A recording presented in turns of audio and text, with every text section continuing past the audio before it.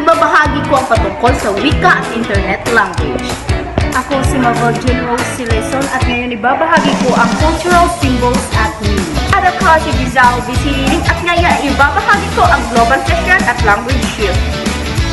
Ako si Rachel Sabina Del Rio at ibabahagi ko ang crucial linguistica at iba't ibang uri ng variety ng wika.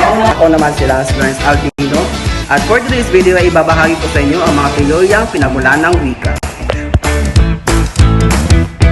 Wika ay isang masistemang balangkas na sinasalitang may tunog.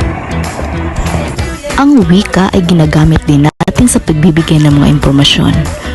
At kahit ang mga person with disability ay nagkakaroon din sila ng mga sarili nilang wika.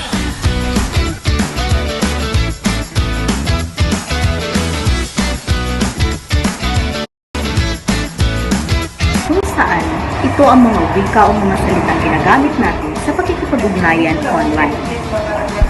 Merong mga lingwahe ang nabubuo dahil sa internet. Naging sikat dito ang mga abbreviation at lalong-lalo na ang mga gay lingo. Muli ako si Arlene Mongosera at ito ang Wika at Internet Language.